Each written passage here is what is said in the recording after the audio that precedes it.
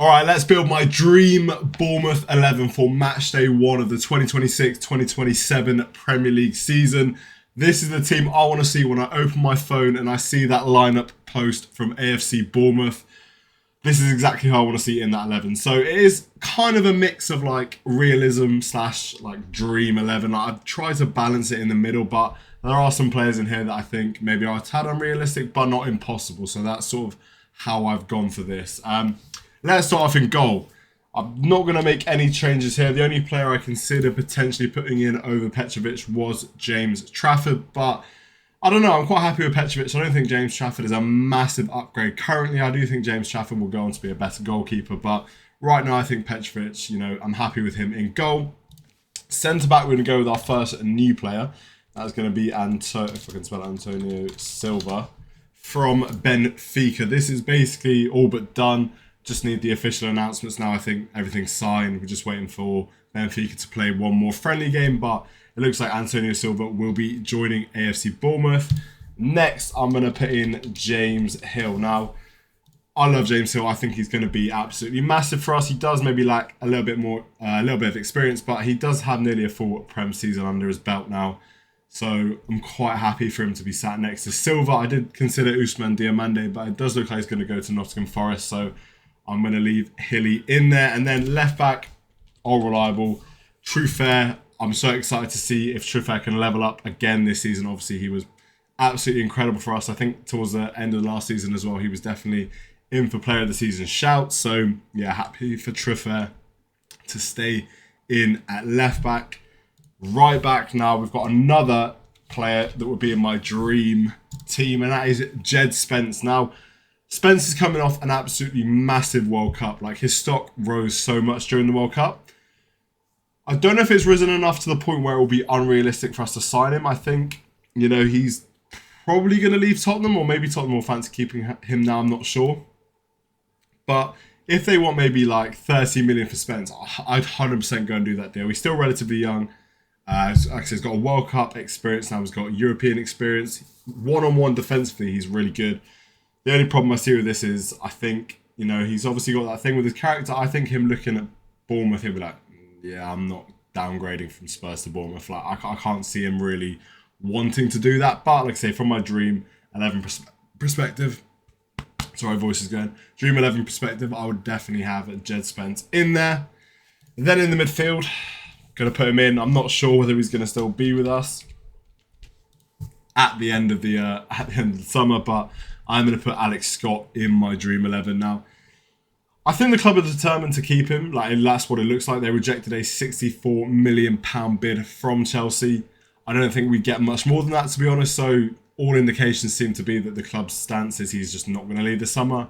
Maybe if someone comes back with like 75, 80, then that could change.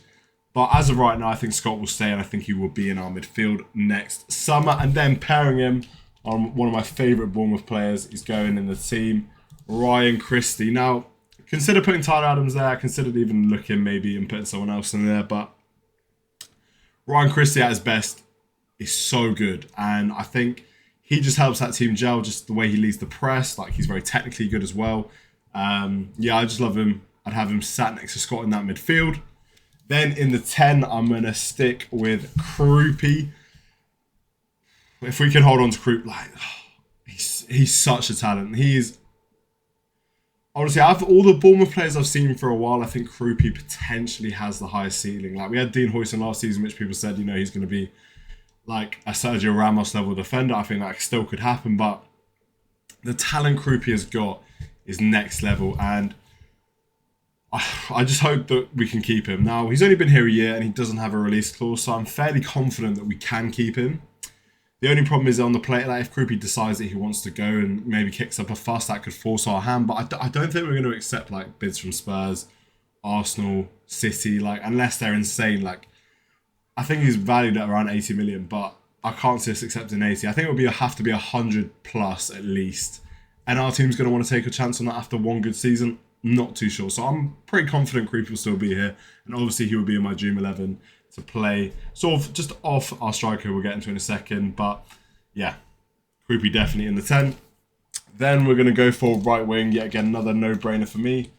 one of the most exciting upcoming right wingers in the world. Rayan managed to get some minutes for Brazil at the World Cup, couple of starts after Rafinha got injured. You could see the potential with him at the World Cup as well. Got an assist for Vinicius Jr. His press, you can see the the Iraida press, the effect that's had on him and his playing style. Also joined us in January.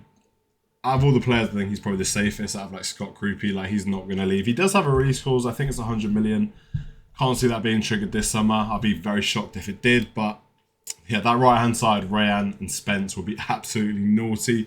Then we have another new player entering the team with Nusa. Funnily enough, Nusa actually was signed under Marco Rose at RB Leipzig. So I do think that, they could be reunited. I don't actually think this is that unrealistic of a transfer now. He did have a decent World Cup with Norway. Nothing groundbreaking. I think some people say he flattered to deceive. I thought he was like one of their most exciting threats. Like I say, Marco Rose there. He might say, oh, I fancy Nusa. Talk to the board, get him in. Obviously, we have Tav who can play off the left. Krupi could also play off the left. But having Tav as an option off the bench, or even just as like a rotation piece, would be insane. So yeah, Nusa would. Look at that, Nusa, Krupi, and Ran. What a pairing up there, all to play off the main man himself, Evan Nilsson. I know Evan Nilsson's not a prolific goal scorer, but look, the way he just gels and links up and makes the attack around him better is so important. And if he can add some goals to his game, he won't be here next season. He won't be here 27, 28 season. He just won't be. I don't think he could be that good. Him linking up with Krupi, Rayan, Nusa. Insane. We've got Alvaro Rodriguez that can come on as well, be a different option. We've got Tab that can rotate in there. Brooks, Bengan and Doak. Just that, there's no reason this team cannot win the Europa League or go on an FA Cup run and win the FA Cup, or even qualify for Europe again this season. That team would be so good. In terms of full realism, who I think probably would be here out of these guys, I think the only one would probably be Spence. I think it's the most unrealistic, just because his stock's quite high after the World Cup. Obviously Nusa as well, but Silva's basically done. I could just see Nusa happening out of nowhere just because of Marco Rosa. We'll see though. But yeah, love that team. That. Yeah, imagine if we go into that. Looking at your phone before the Man City game and you see this, I'd be confident that we could give City a game, get a draw, something out of that game. I'd be confident if that was the team lining up. So yeah, let me know if you disagree with any of these in the comments, or any players you might put in instead. But that will be my dream 11 going into next season.